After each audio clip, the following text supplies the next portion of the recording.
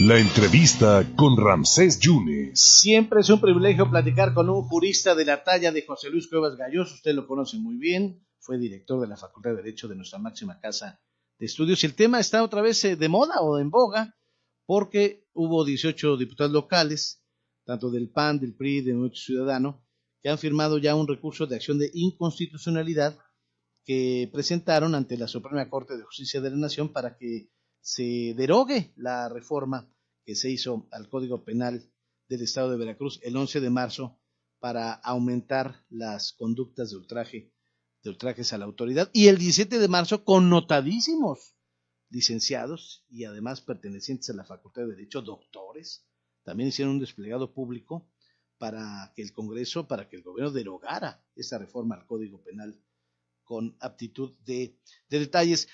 Licenciado José Luis Cuevas, muchas gracias. ¿Cómo has estado? Pues afortunadamente muy bien y muy contento de estar nuevamente en una entrevista contigo y agradecer al amable auditorio que nos escucha, mi querido amigo. Pues mira, tenemos que ir con los que saben, con los extraordinarios. Tú no lo hurtas, lo heredas por tus padres y además por tu capacidad jurídica. ¿Cómo estás viendo esta firma de los diputados? No leyeron la letra chiquita, nos están diciendo que hubo vacíos, que hubo imprecisiones a la ley, pero quieren ya firmar este recurso de acción de inconstitucionalidad. También los abogados hicieron un desplegado público, pero prácticamente no le hicieron caso a esto que se le conoce, licenciado, como la ley del garrote. ¿Tú cómo lo estás viendo? Bien, te agradezco mucho nuevamente que me hayas permitido participar en esto y querría hacer algunos planteamientos de manera breve. Sí. Por una parte, estamos caminando hacia lo que se conoce como el Parlamento abierto.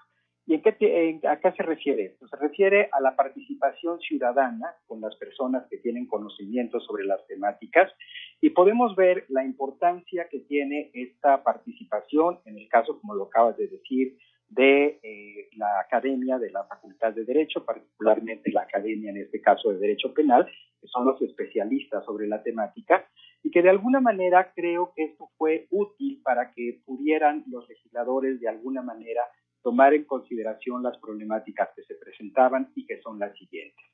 Todas las legislaciones deben apegarse a un marco constitucional y también a un marco de carácter convencional. En este caso, la Constitución debe ser la norma que rija todas las demás leyes que se promulguen y los legisladores tienen el deber de apegarse a ello. Ahora, la propia Corte, la Suprema Corte de Justicia de la Nación, que es la garante principal de la Constitución, se ha pronunciado desde el año 2016 en el sentido de que esta ley violenta a la propia Constitución y se declaró, de hecho, inconstitucional.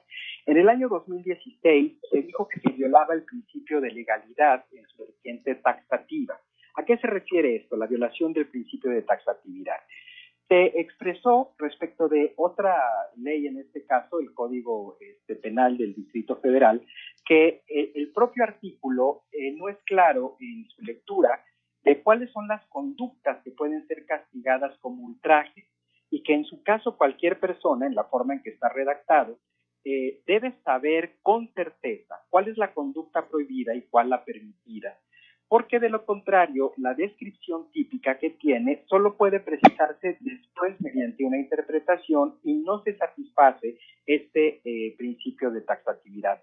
Existe, de hecho, una confusión, por ejemplo, si el ultraje a la autoridad requiere de una agresión física o simplemente de insultar verbalmente a la autoridad. Hemos visto que esta reforma lo que hace es ampliar la pena y con ello se estaría vulnerando otro principio que es el de progresividad, el cual no puede ser en contra de las personas, sino en su favor, en su caso. Porque veamos que la reforma lo que refiere específicamente es que si se realiza esta acción de ultraje a la autoridad por una o más personas armadas o portando instrumentos peligrosos. Entonces, Ramsés, dime, ¿qué significa un instrumento peligroso? ¿Cuál es un instrumento peligroso? ¿Cómo se determina esto? Y también nos dice que si se realiza a través de cualquier medio de violencia, cualquier tipo de violencia. Estas dos partes creo que son centrales de la falta de precisión y que por tanto la interpretación pues es muy amplia y puede entonces colocar como una persona que comete el delito a cualquier tipo de instrumento peligroso, qué es lo que determina la peligrosidad y cuál es cualquier tipo de violencia, una agresión verbal o tiene que llegar a una agresión física, de qué tipo de agresión física, etcétera. Entonces, de alguna manera, creo que con esto puede quedar, por supuesto, dicho de manera coloquial y puntual para que pueda haber una mayor comprensión sin entrar en cuestiones de tecnicismos legales, que la redacción de esta norma evidentemente vulnera a los principios constitucionales de lo que sería el principio de legalidad que decía. Además, y para concluir esta parte, lo que te diría es que también debemos observar lo que la convencionalidad nos dice, es decir, los convenios que existen. Y particularmente la Comisión Interamericana de Derechos Humanos nos dice que este tipo de leyes son restrictivas, pues violenta al sistema democrático. Esto es muy importante, lo está pronunciando la Comisión Interamericana de Derechos Humanos y nos dice que es vulnerante del sistema democrático, ya que limita el escrutinio de la ciudadanía para prevenir o controlar su poder coactivo. La ley es una amenaza a la población entonces, licenciado.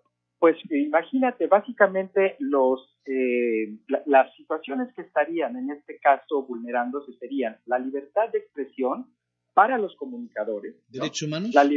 Pues, claro, es violar a los derechos humanos, pero concretamente, ¿qué tipo de derechos se estarían violando? La libertad de expresión de cualquier persona, entre ellos los comunicadores, la libertad de manifestación y llevar a cabo la parte que es más agraviante, digamos, las detenciones arbitrarias, ¿no? Es decir, hubo una vulneración en este artículo, te detengo y empiezo un proceso, ¿no? Licenciado, ¿y qué va a pasar entonces con la Suprema Corte de Justicia de la Nación? Porque le platicábamos a la diputada Erika Ayala, le dice que pudiera resolver entre 1 o 2 años esta determinación, porque no es un proceso de forma electoral, o quizá antes, pero ¿cuál es el papel de la Suprema Corte aquí, licenciado? El papel de la Suprema Corte es garantizar la aplicación adecuada de la Constitución y de la convencionalidad.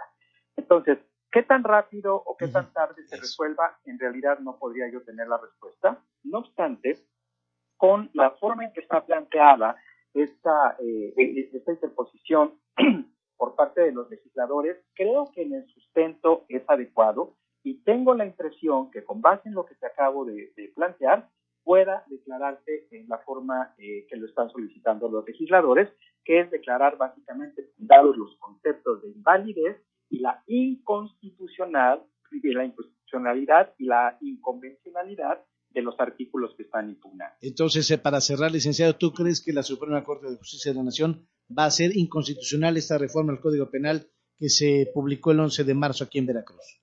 Por los argumentos que te di, creo que sí, al igual que lo ha hecho en otros casos con leyes que se han dictado fuera del marco constitucional y que han tenido la protección de la Corte. Me dijiste que era inconstitucional, ¿qué? ¿Era inconstitucional y? Que se va a declarar inconstitucional. Ajá. Y también inconvencional, es decir, que no atiende a las convenciones que deben atenderse como parte del cuerpo normativo de México. Y me ibas a decir algo muy importante también, y te interrumpí cuando dijiste, y algo muy importante. Sí, algo muy importante es tomar en consideración, Ramsés, que de alguna forma el equilibrio de los poderes es sustancial en cualquier Estado democrático. Y creo que en este caso, si el legislativo no está observando un marco constitucional, para eso está justamente la Corte. Ya lo hemos visto en otros aspectos que se han tenido lo que en la prensa llaman estos reveses, ¿no?, al poder legislativo por no acatar los marcos constitucionales y los marcos legales, y que han sido de utilidad para que las leyes que no cubran estos requisitos del marco constitucional y del marco convencional, entonces sean declarados inconstitucionales. Entonces, gracias por tu generosidad, licenciado José Luis Cuevas Galloso. Como siempre, un placer escucharte y eres un maestro en estos temas jurídicos. Gracias, licenciado. Cuídese mucho. El agradecido soy yo. Un abrazo, Francesco. Salúdame con mucho respeto a tu papá, por favor. Gracias, licenciado.